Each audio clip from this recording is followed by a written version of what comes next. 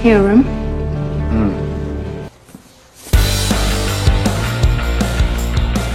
Halo sahabat YouTube dimanapun kalian berada, apa kabarnya? Kembali lagi bersama saya Moel. Berikut sebuah film berjudul Mission Impossible 2 tahun 2000 yang tentunya akan membuat kalian semakin was-was. Langsung saja siapkan kopi duduk manis, selamat menonton, dan inilah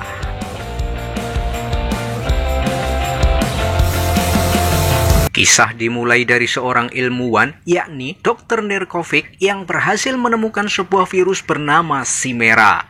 Dan virus tersebut harus dibawa ke Atlanta. Oleh sebab itulah Dr. Nerkovic nekat menyuntikkan virus tersebut ke tubuhnya. Dan Dr. Nerkovic hanya mempunyai waktu 20 jam sebelum virus itu membunuhnya. Chimera. Well, Dimitri, I must arrive at my destination within 20 hours. Dan demi keselamatan Dr. Nerkovic mempercayakan terhadap pendampingnya, yaitu Ethan Hunt. Beliau sendiri mengatakan bahwa dirinya sedang membawa virus dan antivirus. Oleh sebab itulah Ethan diminta untuk melindungi dirinya. You keep staring at that watch as if your life depended on it, Doc. Lantas Ethan pun bertanya di mana letak virus itu berada. Sang dokter pun mengatakan jika virus tersebut berada di dalam tas yang sedang ia bawa. Tanpa Ethan tahu jika virus tersebut sebenarnya ada di dalam tubuh sang dokter. You get us to safe place with them in Atlanta, thank God.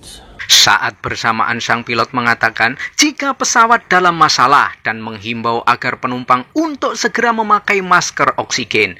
Tanpa mereka sadari ternyata sang pilot tersebut adalah salah satu dari orang jahat yang berada di dalam pesawat tersebut. Yang mengagetkan lagi, Ethan Hunt ternyata adalah orang lain yang menyamar memakai topeng. Dia adalah agen pengkhianat bernama Sean Ambrose. You are not Dimitri.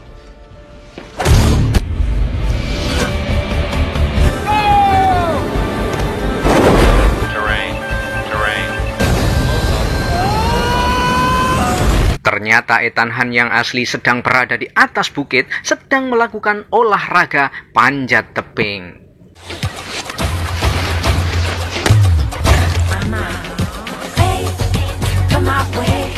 Tak lama muncullah helikopter menembakkan sesuatu ke arah Ethan, yang di dalamnya terdapat kacamata berisikan sebuah pesan atau misi rahasia yang Ethan harus segera laksanakan. Of a stolen item designated Chimera. This message will self-destruct in 5 seconds.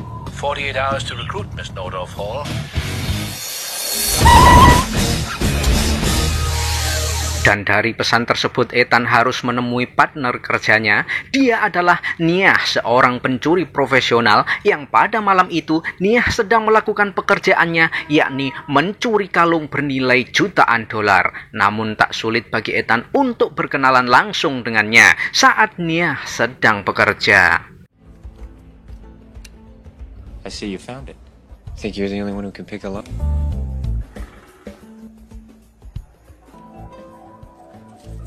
Saat Ethan ingin menjelaskan maksud dan tujuannya menemui dirinya, Niah nampaknya tak peduli dan meninggalkan Ethan begitu saja.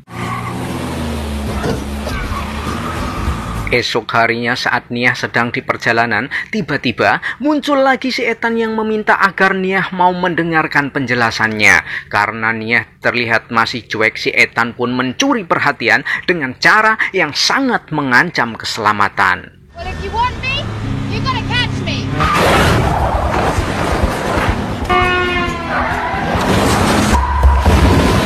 Pada akhirnya, Niah pun takluk terhadap Ethan dan berujung melakukan ijik gewir.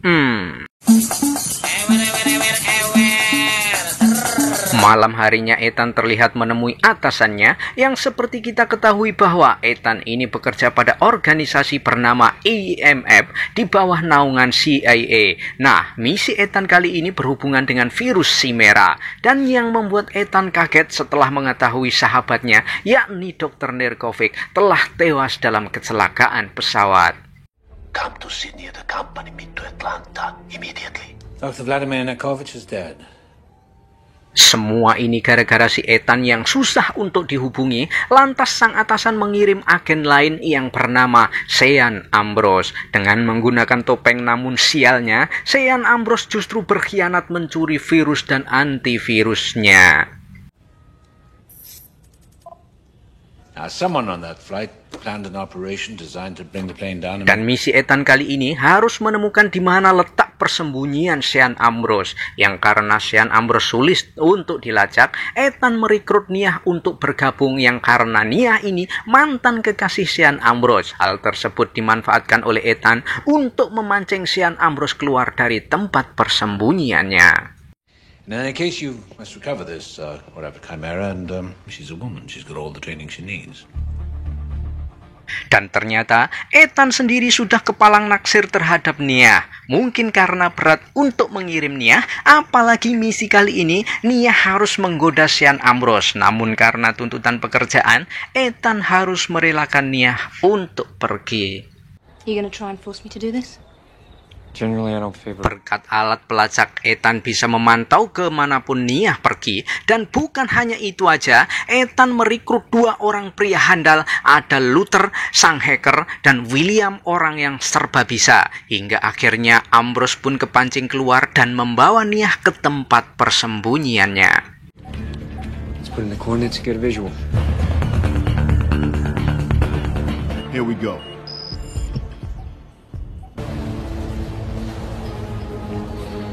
Here, room. Dan ini adalah ajudan Ambrose bernama Stem. Dia tampak curiga terhadap Nia yang sedang memata-matainya. Namun Ambrose yang sudah dibutakan oleh cinta tidak percaya dengan apa yang dikatakan ajudannya tersebut. Malah justru membuat Ambrose emosi dan memotong jari ajudannya tersebut.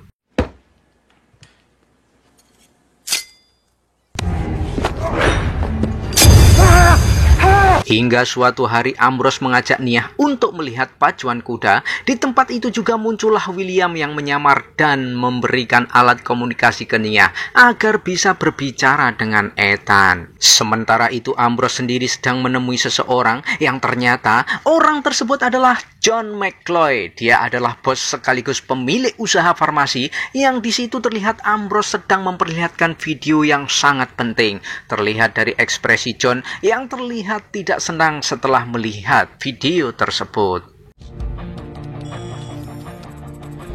Whatever McCoy's looking at, he's not happy. Dari sinilah Ethan memberitahu Nia tentang di mana Ambrose menyimpan kartu memorinya dan dengan keahliannya mengambil kartu memori tersebut untuk diberikan kepada Ethan di sesuatu tempat. Betting table 12. Billy, make sure Nia's not followed. Di sini William berhasil menghambat Stem sehingga Nia bisa langsung meneruskan kartu memori tersebut ke Ethan. Sementara Ethan langsung memberikannya ke Luther yang sudah berada di dalam mobil. Kartu memori tersebut ternyata berisi video demonstrasi virus Chimera-nya yang mampu merusak sel darah merah sehingga siapapun yang terkena akan mengalami pendarahan dan akan meninggal dalam waktu 20 jam. He's coming out of the tunnel heading your way, mate. 20 hours after exposure. Nathan, get out of there. Malam harinya terlihat John yang baru keluar dari perusahaan farmasinya dan langsung masuk ke dalam mobil. Namun ketika pintu sudah terkunci, tiba-tiba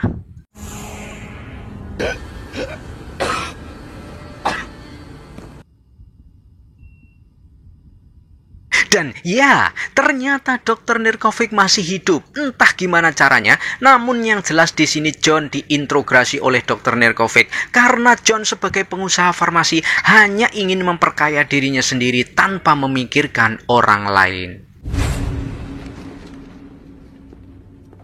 I needed to know just how bad the disease was in the real world. Di sini terungkap jika virus Chimera ini sudah menyebar, maka John sebagai pengusaha farmasi akan banyak diuntungkan karena menjual antivirusnya seperti vaksin dan lain sebagainya. Nah, di tengah rencana John ini ada Ambrose yang ingin kecipratan juga hasilnya, sehingga John mau tidak mau harus melibatkan Ambrose dalam rencana jahatnya itu. Needed Chimera in order to peddle Bellerophon.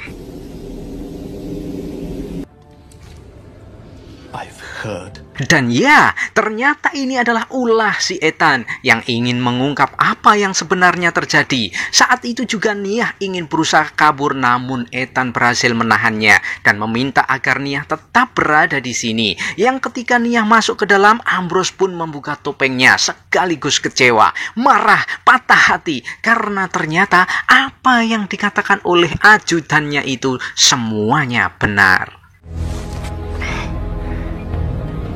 Beralih ke Ethan yang menyadari jika Ambrose ternyata tidak memiliki virusnya, hanya antivirusnya saja yang ia miliki. Karena Dr. Nerkovic telah menyuntikkan virus tersebut ke tubuhnya sendiri. Sehingga tidak bergunalah jika ada antivirus, tapi virusnya sendiri tidak ada. Akhirnya Ethan dan tim berniat ingin mencuri virus tersebut dari perusahaan farmasi milik si John. That's not exactly it. In this lab on the 42nd floor. Start from the inside out. Provides 24-hour natural light. Not going in from the ground. And if the louvers are up for more than 40 seconds at night. Somewhere from the top where security is minimal. Setelah rencana sudah matang, Luther berusaha untuk meretas sistem gedung farmasi tersebut dengan cara membuka katup atas gedung sehingga Ethan bisa lebih mudah masuk lewat atap gedung tersebut.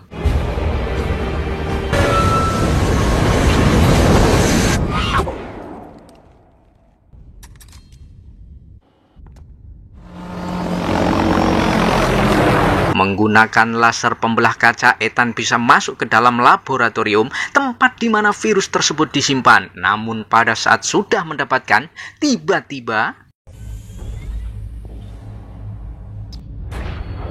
Chimera working seed stock pH.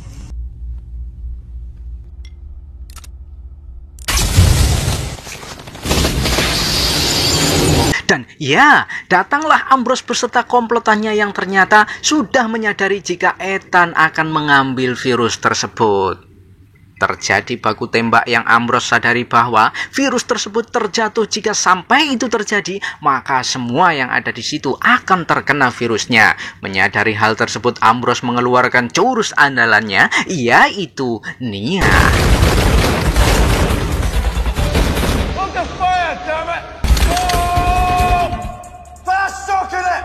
Sean, she doesn't belong here. Dan inilah yang terjadi. Jika melibatkan cinta segitiga dalam sebuah pekerjaan, semua menjadi serba salah dan tak karuan. Di sini Nia mengambil keputusan yang bisa dibilang sangat nekat karena Nia menyuntikkan virus tersebut ke tubuhnya sehingga kini Nia menjadi barang yang sangat-sangat mahal harganya yang tidak ada satupun yang berani untuk menyentuhnya.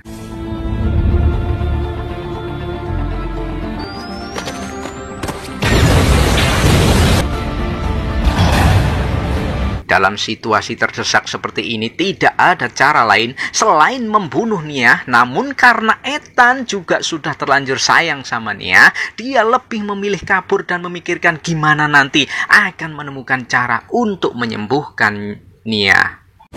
Just stay alive! I'm not going to lose you!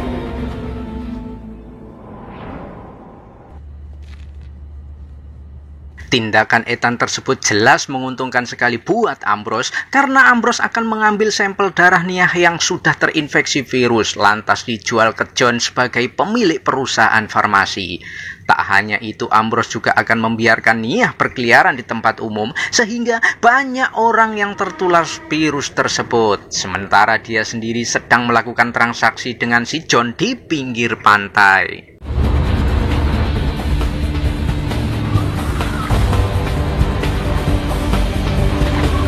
Sulit bagi Luther untuk melacak keberadaan Ambrose. Terbukti Ethan sudah berada di TKP dengan menaiki tebing pantai. Yang maksud Ethan sendiri ingin mengambil virus dan antivirusnya dengan satu harapan, Nia masih bisa diselamatkan.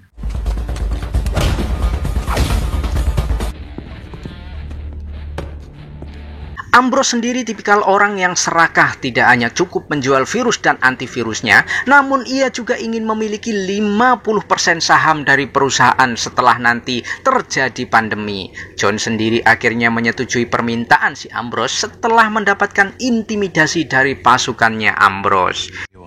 Stock. Mr. McCoy. And I will own 51%.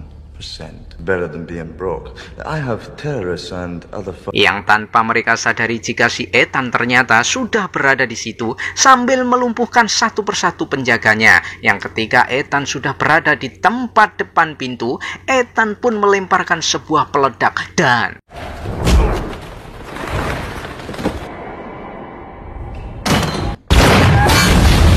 ya, melihat Ethan sudah berada di situ, Ambrose merasa sangat jengkel dan menyuruh para ajudannya untuk menangkap Ethan hidup-hidup.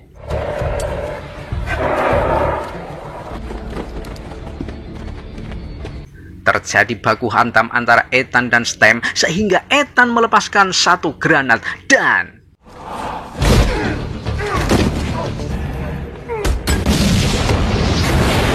Stem ternyata mampu menangkap Ethan hidup-hidup yang membuat Ambrose semakin senang ketika melihat Ethan yang sudah tak berdaya.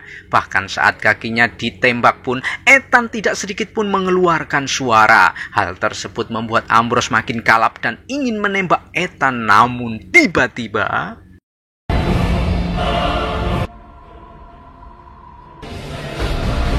dan ya, Ethan berhasil membawa kabur virus dan antivirusnya itu dengan menaiki sepeda motor.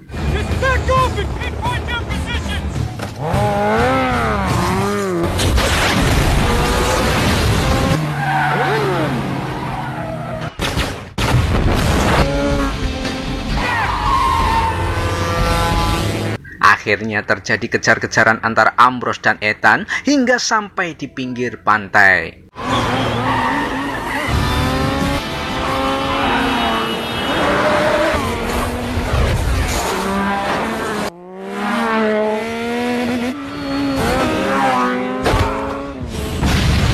Pada akhirnya mereka berdua terlibat baku hantam dan Ambrose nampaknya mendominasi pertempuran kali ini di menit-menit awal.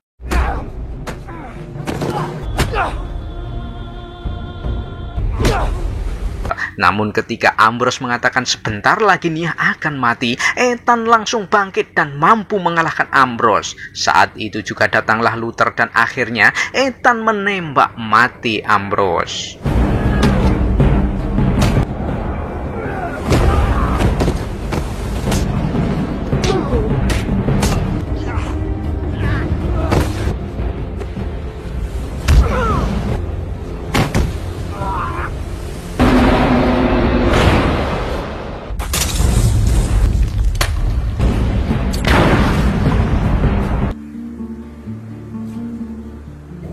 Setelah semuanya selesai, Ethan kembali menemui atasannya dan mengatakan jika virus dan antivirusnya sudah lenyap bersamaan dengan terjadinya kebakaran. Dan ia mengatakan akan melanjutkan masa liburannya tersebut bersama Nia, sang pujaan hati.